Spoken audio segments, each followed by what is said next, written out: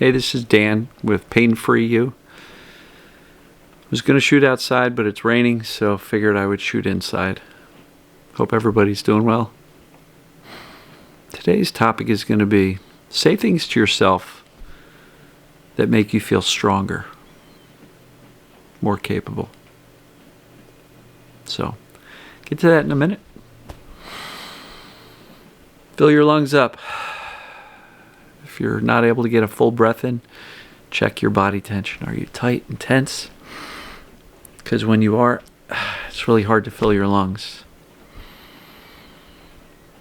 Let your abdomen expand. You'll also feel your chest expand. But just fill your lungs. Make sure you're relaxed before you try. All right. So, say things that make you feel stronger, right? I was going to say, call this one, stop saying things that make you weak, but the brain doesn't really know how to interpret the negative. Like, don't think about a red elephant.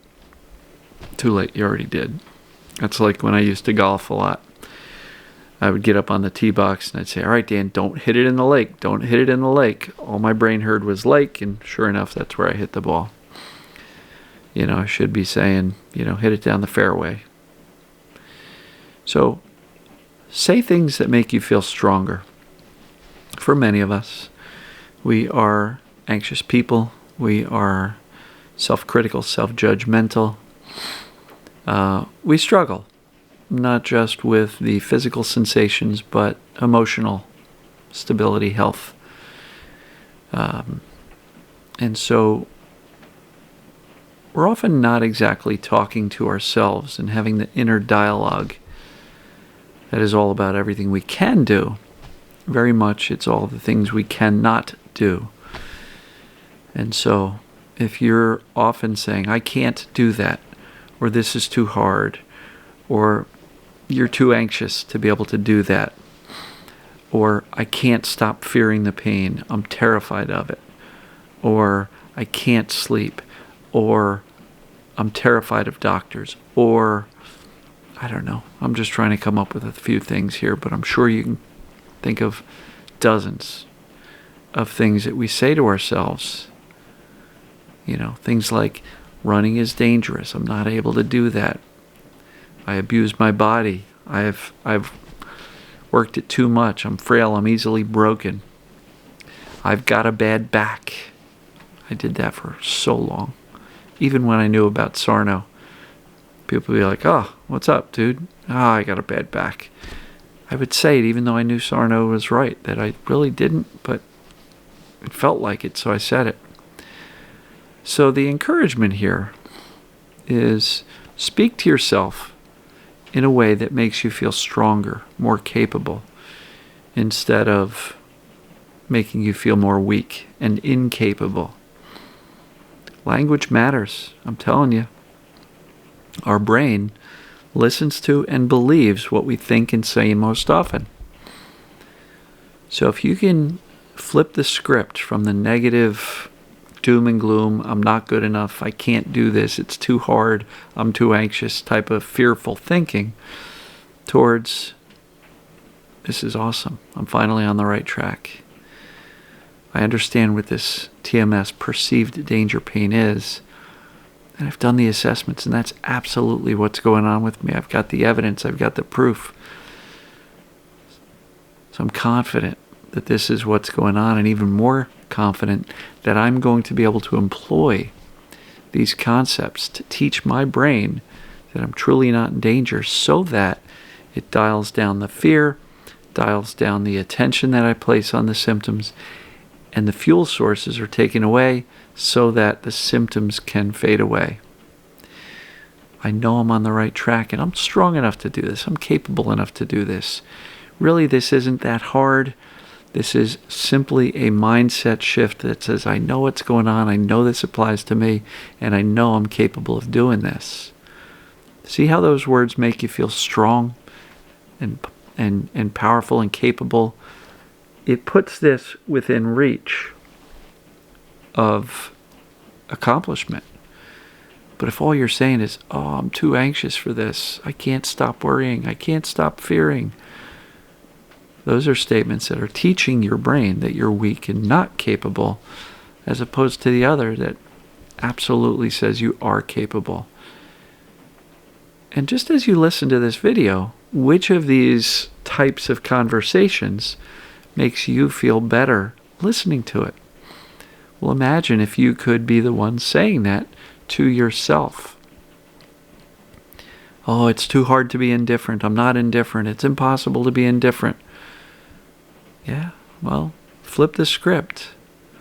What are the things you're saying to yourself most often? And if they're making you feel weaker and not capable, flip it. What's the opposite of that? I'm capable of doing this. This is not rocket science. I can absolutely do this. I know I'm not in danger. Intellectually, I know that, so I just have to convince the brain to accept that fact. And there's lots of ways of convincing yourself that you're safe, not just saying the words, I'm safe, I'm safe, I'm safe, and not believing it.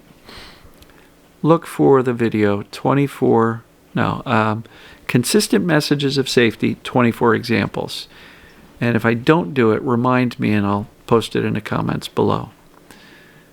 But it's really important that we convince ourselves that we're safe, because perceived danger is really what's driving most of this chronic pain and illness, right? Your brain is just overprotective and interpreting danger everywhere.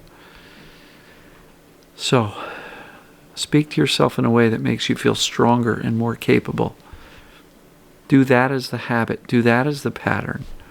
Notice when you're not doing that and you're falling into the old habit of beating yourself up and telling yourself all the reasons why this isn't going to work or you're not good enough. And change the script. Start to speak to yourself as if you are capable. After a while, your brain's going to believe it. When it believes it, you're going to see the potential. You're going to start taking more action. The action's going to start yielding some results. You're going to notice that, and you're going to say, wow, I really believe this is possible.